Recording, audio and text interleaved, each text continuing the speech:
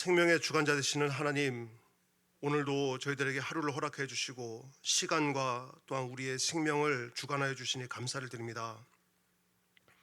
오늘 하루 살아갈 우리들의 삶이 진실한 믿음과 또한 정직한 삶으로 살아갈 수 있도록 도와주시옵소서.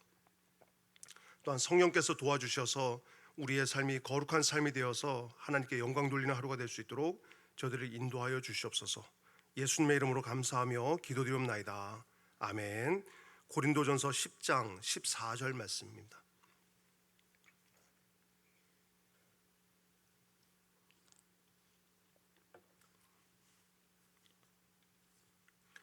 오늘 이 본문은 어제 살펴봤던 내용의 연장이면서 동시에 그 당시 이 고린도 지역의 그 신전 문화 속에 살아갔던 이 고린도 교인들이 가졌던 그 실질적인 문제들이죠.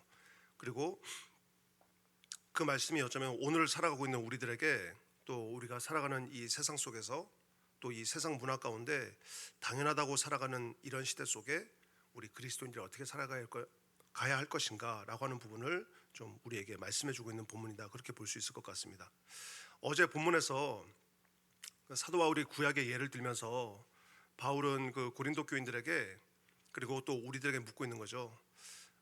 우리의 정체성이 뭐냐, 하나님의 자녀로 살아가는 게 어떤 것이고, 그리고 또 이 시대를 살아갈 때 하나님께서 우리에게 세례와 성찬, 어제 말씀하실 때는 구름과 홍해 그리고 만나와 생수를 경험한 이스라엘 백성들을 말하면서 이런 세례와 성찬에 참여하는 그런 사람들을 그리스도인이라 부르고, 우리는 여기에 참여하고 있는데 우리는 정말 그러면 그리스도인답게 살아가고 있는가 라고 하는 부분을 이제 어제 말씀을 통하여서 또 오늘까지 이어서 우리에게 말씀해 주고 있습니다.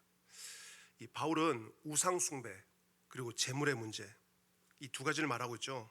그러면서 하나님을 정말 유일하신 하나님, 그리고 전능하신 하나님으로 믿는 사람들, 이 그리스도인들이, 또 예수 그리스도의 보혈의 공로로 우리가 구원받았다고 고백하는 우리 그리스도인들이 정말 이 땅을 살아가면서 우리가 그 하나님을 믿는 신앙, 그리고 이 땅에 살아가는 우리의 생활, 삶, 이걸 합쳐서 우리는 신앙생활이라고 하죠.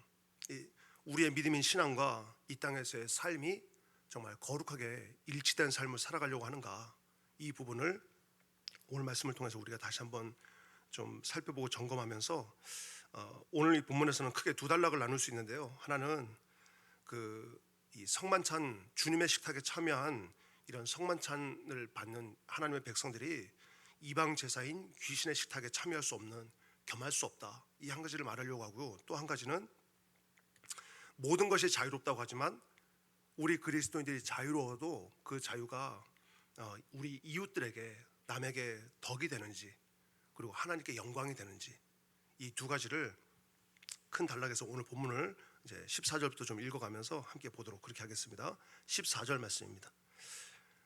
그런즉 내 사랑하는 자들아, 우상 숭배하는 일을 피하라. 어제 이제 그 구약의 역사들을 통하여서 이스라엘 백성들이 멸망하게 되었던 우상 숭배라든지 음행이라든지 여러 이 죄들을 쭉 말씀하신 이후에 14절에 그런즉 내 사랑하는 자들아, 우상 숭배하는 일을 피하라. 죄를 피할 수 있는 가장 최선의 방법은 죄의 자리에 가지 않는 것. 사도 바울이 지금 그거를 말하고 있죠. 죄의 자리를 탐하지 않는 것, 이것이 죄를 피할 수 있는 가장 좋은 방법이라는 거예요. 창세기 34장 1절에 보면 야곱이 그 형 에서와 헤어진 이후에 세겜 땅에 머무를 때 그의 딸 디나가 그 땅의 딸들을 보러 나갔다, 이렇게 기록을 하고 있습니다. 그런데 그때 이 보러 나갔다고 하는 이 보다라고 하는 단어가 히브리어 원어에는 리르오트라고 하는 단어인데, 단순히 눈앞에 지나가는 것들을 우리 눈으로 보는 것을 말하는 것이 아니라 의도를 가지고 나갔다는 거예요. 호기심을 가지고 나갔다는 거예요. 그러니까 이 땅에 있는 이 사람들은 어떤 문화를 가지고 사나, 이 호기심을 가지고 나갔는데 그 호기심 때문에 디나가 거기서 아주 치욕을 당하는 그런 사건들이 있었죠. 마찬가지로 여기서 지금 피하라 하는 것은 죄를 피할 수 있는 그런 모든 여건을 가지고 살아라. 죄의 자리는 피할 수 있도록 해라. 그러면서 이어서 말씀하기를 15절 그런즉 내 사랑하는 자들아 우상 숭배하는 일을 피하라 말할 때, 우리 지금 이 성경에는 우상 숭배하는 일이라고 번역을 했지만 이 원어를 보면 이 우상 숭배라고 하는 이 단어 앞에 아포라고 하는 전치사가 붙어 있더라고요. 뭘 의미하냐면 장소를 의미하는 거예요. 고린도 교인들이 영적인 이 자유함을 가지고 있었죠.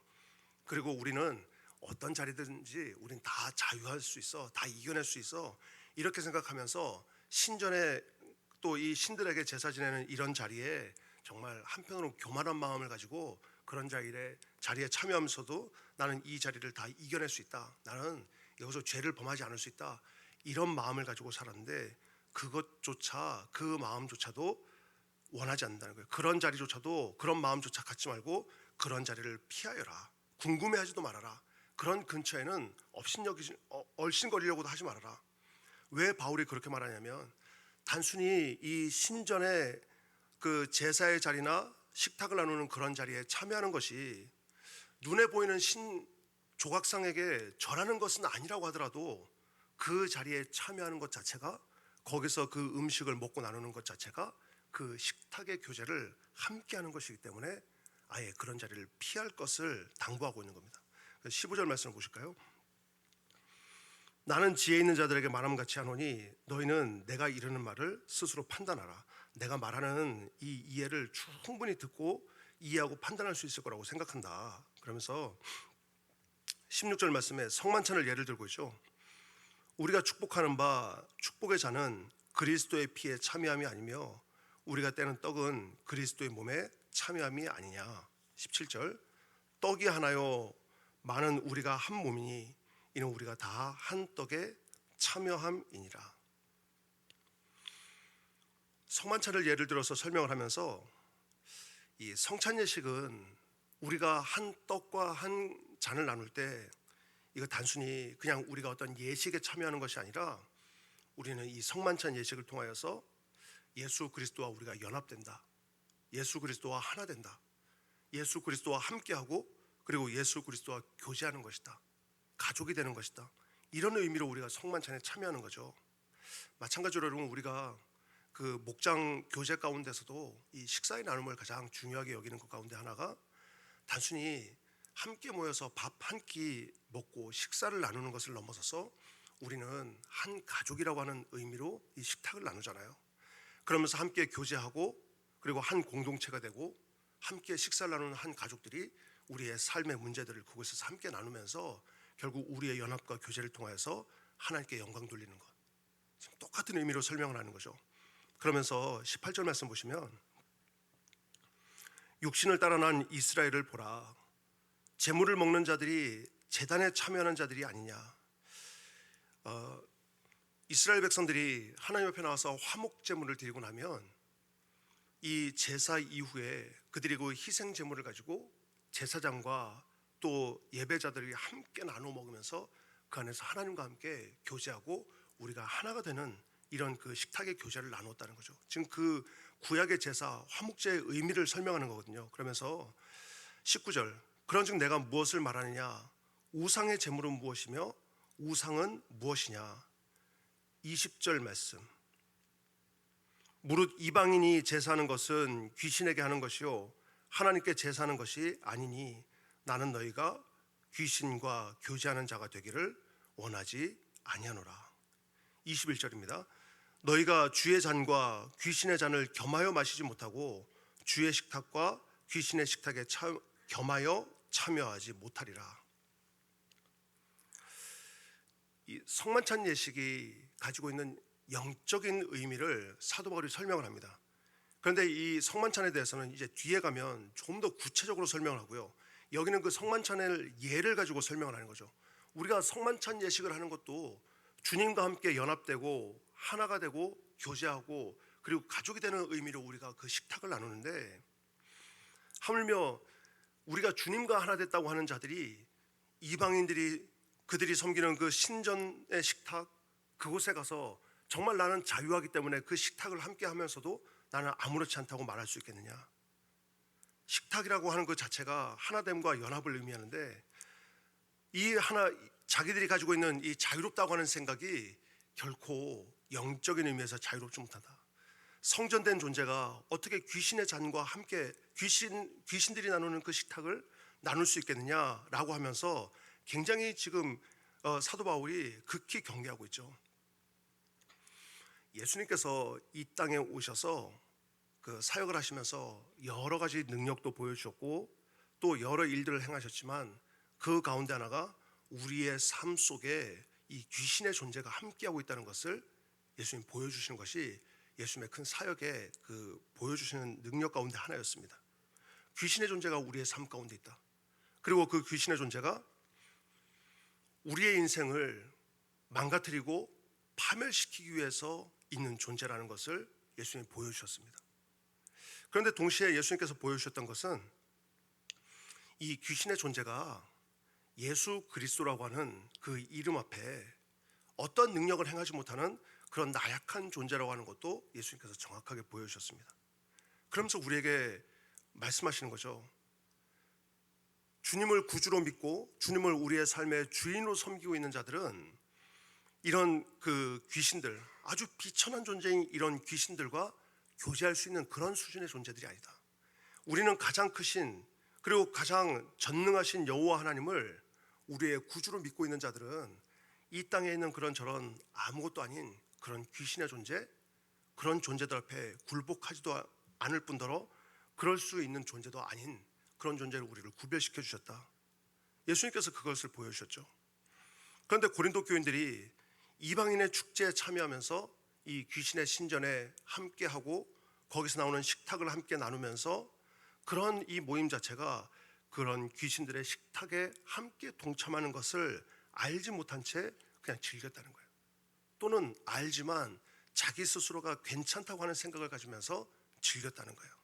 사도 바울이 지금 그것을 아주 극명하게 가르쳐주면서 그 식탁을 나눈다는 것 자체가 그들과 함께하는 것이다.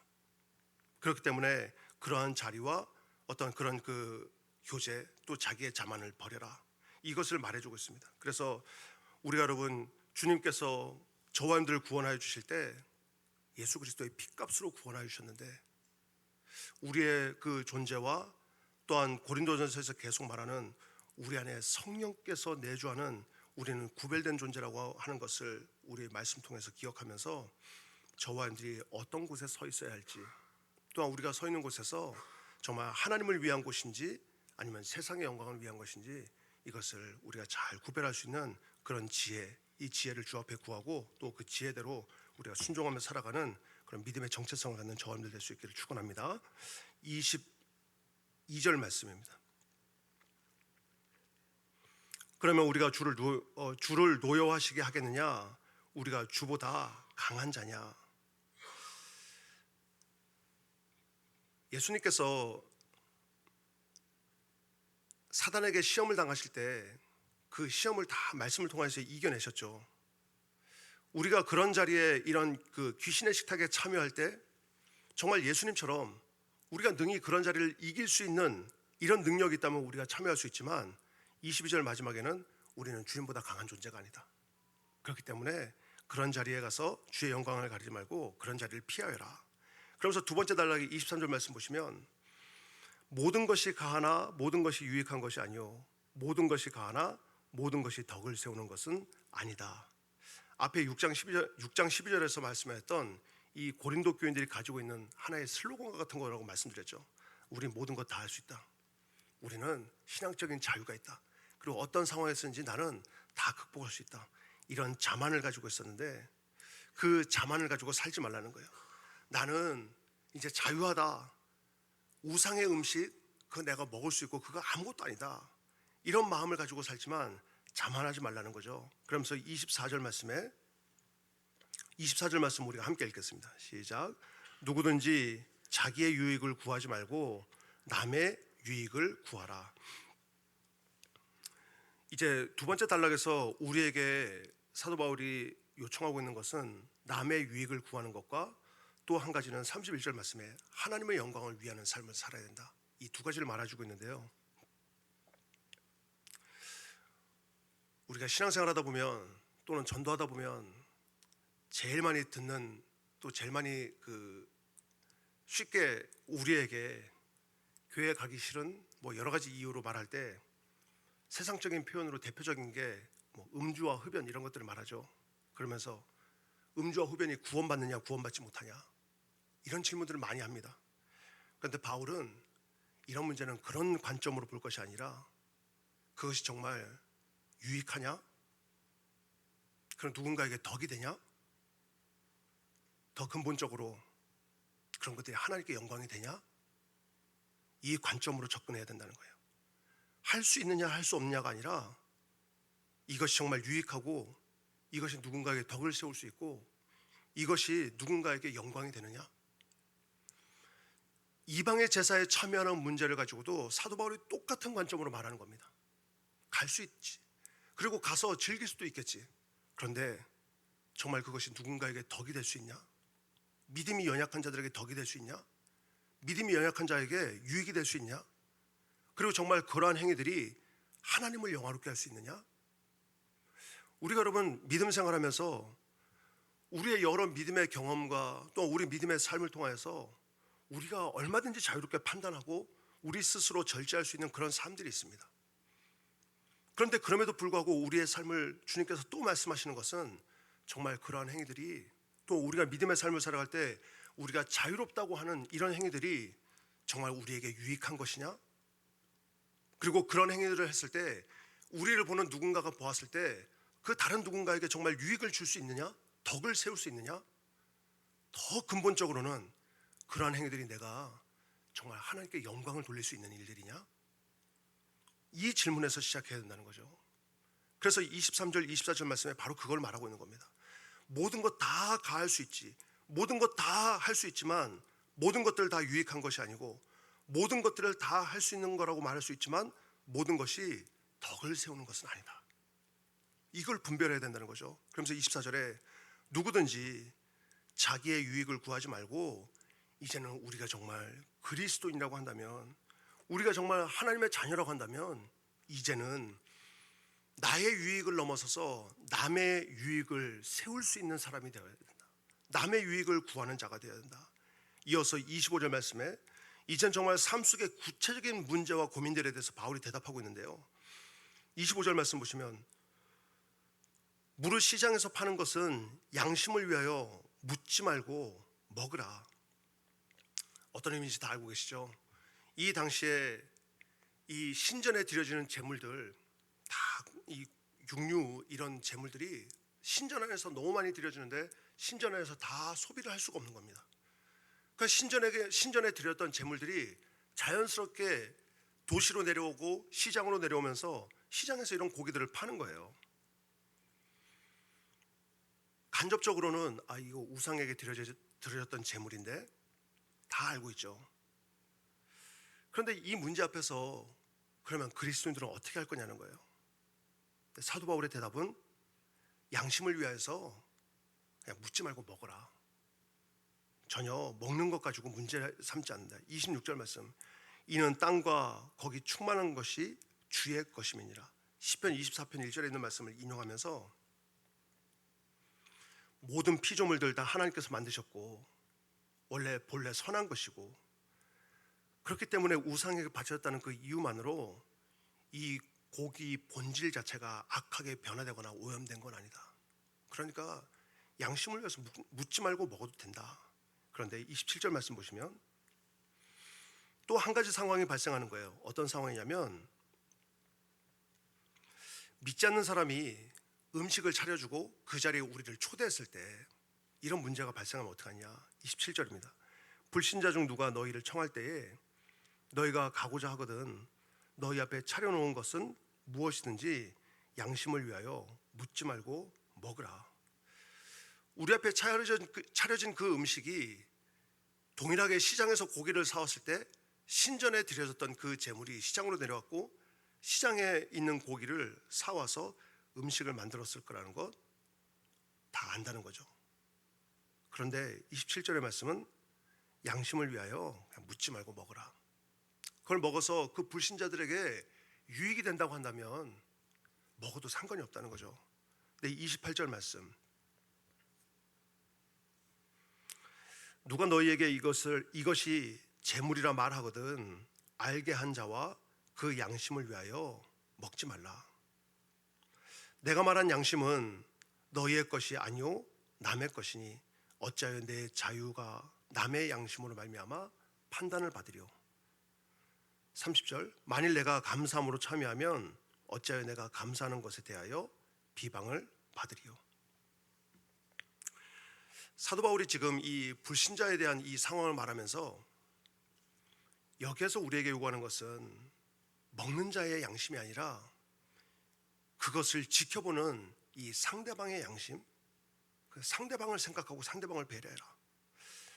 나의 이 정당한 자유보다 내가 하는 이 음식을 먹는 이 행동이 정말 다른 사람에게 영적인 유익을 가져다 줄 수 있는가? 내가 그 영적인 이 상대방의 영적인 보호를 해줄 수 있는가? 이런 부분들을 고민해 보라는 거예요. 내가 아무리 하나님께 감사하고 먹을 권리가 있어도 이러한 행위들이 다른 누군가에게 시험거리가 된다면 하지 말아야 된다는 거죠. 누군가의 영혼을 실족하게 하는 일이 된다면 하나님께 영광이 되지 않는 일인데 하지 말아야 된다는 거죠. 이러한 지혜, 어떤 음식이든지 우리가 다 먹을 수 있다는 거예요. 시장에 다시 나온 음식들 양심을 위해서 먹지 않아도 먹을 수 있다. 얼마든지 먹을 수 있다. 그런데 그런 음식을 먹는 일이 혹 불신자에게, 믿지 않는 누군가에게 그의 믿음을 흔드는 문제가 된다고 한다면 그러면 절제해라. 먹지 말아라. 모든 것을 할 수 있지만 하지 않을 수 있는 자유, 모든 것들이 내 양심에 다 가능하지만 나의 이런 모습들을 보면서 누군가의 양심에 또 누군가의 믿음에 영향을 줄 수 있다면 그것을 절제할 수 있는 이 능력과 자유, 이것이 사도 바울이 말하고 있는 진정한 그리스도인의 자유이고 그리스도인의 절제의 능력이라는 거예요. 절제라고 하는 것은 성령의 열매 가운데 제일 마지막에 있습니다. 근데 사도 바울이 말할 때 성령의 열매를 말할 때 가장 첫 번째는 사랑을 말하거든요. 그러면 정말 내가 성령의 사람이면, 내가 이웃을 사랑하고 내가 저 영혼을 사랑하는 마음을 가지고 있다면, 내가 정말 불신자를 사랑한다면 그 사랑하는 영혼을 위하여서 내가 모든 것들을 다 할 수 있지만 절제할 수 있는 것도 성령의 능력이라는 거예요. 내가 그것을 절제하여서 덕을 세울 수 있다면, 내가 그것을 절제해서 저 사람에게 유익이 될 수 있다고 한다면 내가 그거 다 해도 내 신앙에 문제가 없지만 이것을 절제하는 것도 성령의 열매를 맺어가는 삶이라는 거예요. 이것이 복음의 삶이고 이것이 이 땅을 살아가는 하나님의 백성들의 지혜의 삶이라는 겁니다. 그래서 여러분, 우리가 하나님께 지혜를 구해야 되고, 그래서 우리가 순간순간 이 땅에 살아가면서 모든 상황 가운데 정말 하나님께서 기뻐하시는 것이 어떤 것인지를 우리가 구해야 되는 이유가 바로 여기 있는 겁니다. 바라기는 여러분, 오늘 주신 말씀을 따라서 우리가 살아갈 때 저와 여러분들의 삶 속에서 다른 많은 것들의 성령의 열매가 있지만 사랑과 또한 절제를 통하여서 하나님의 영광을 드러낼 수 있는 그런 열매를 맺는 저님들 삶이 될 수 있기를 축원합니다. 이어서 31절 말씀, 31절을 우리가 함께 읽겠습니다. 시작. 그런즉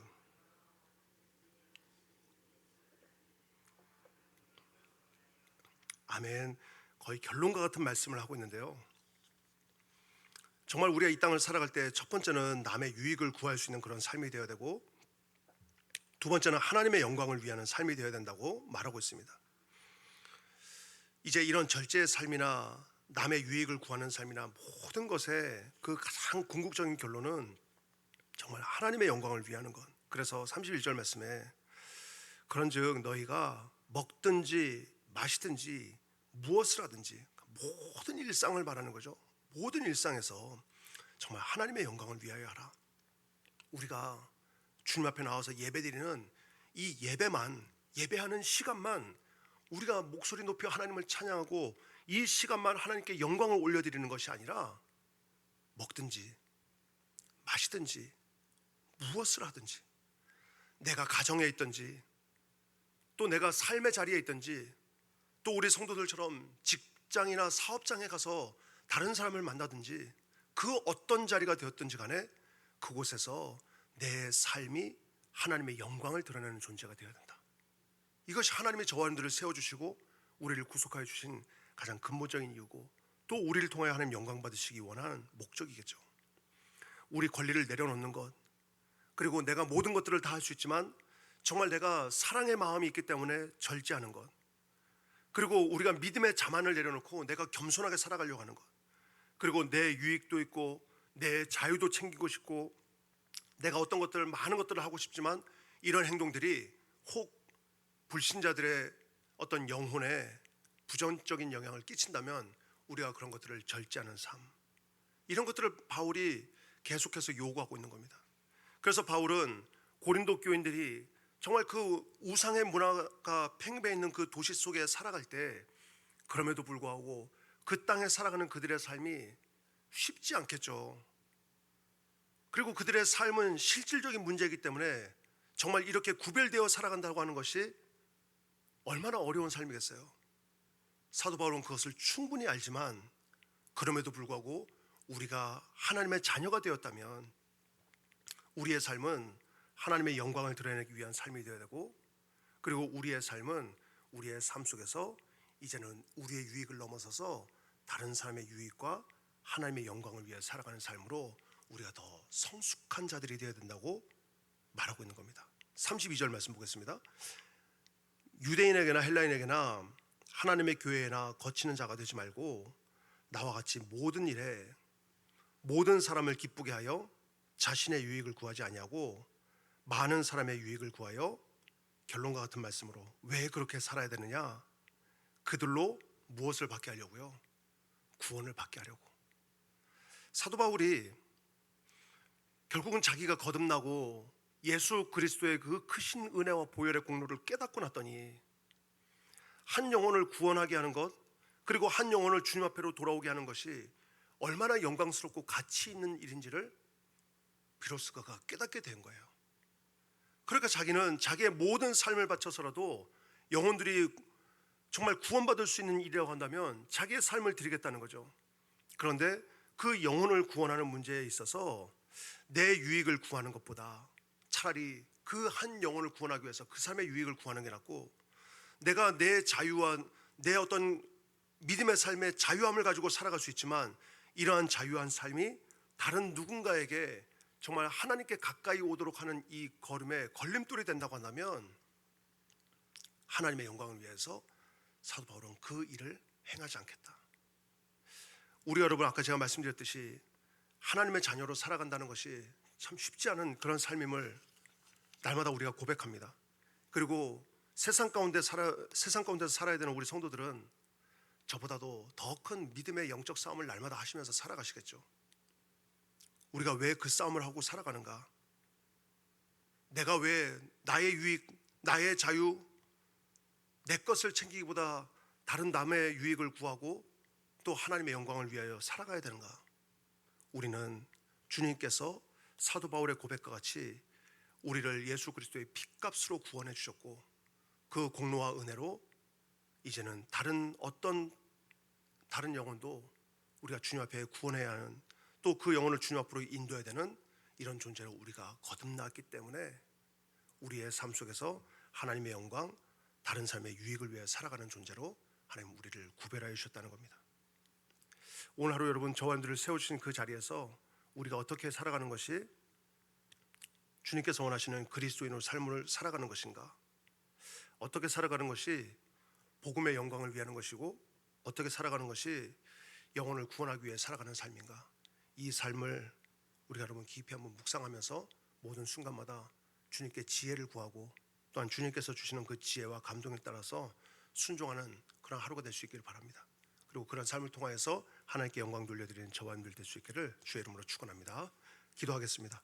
하나님 아버지, 저희가 오늘 주님 주신 말씀을 따라서 또 하루를 결단하면서 살아가고자 합니다.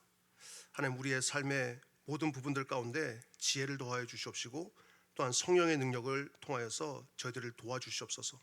그래서 우리의 삶의 작은 노력과 몸부림이 그리스도는 이 땅을 살아가면서 우리의 삶이 덕을 세우고 또한 남의 유익을 구하는 삶이 되게 하여 주시옵시고 무엇보다 하나님의 영광을 높이는 그런 삶이 될 수 있도록 도와주시옵소서. 이 시간도 주 앞에 예물을 드리면서 오늘 말씀을 따라서 기도의 제목을 결단하고 이러한 삶이 되기를 간구하면서 예물을 드렸습니다. 하나님께서 드린 이 마음과 정성과 중심을 기쁘게 받아주시옵시고 하나님 이들의 삶 가운데 하나님의 인도하심을 날마다 경험하는 복된 삶이 될 수 있도록 성령의 역사하심을 허락하여 주시옵소서. 예수 그리스도 이름으로 축복하며 기도드리옵나이다. 아멘. 주님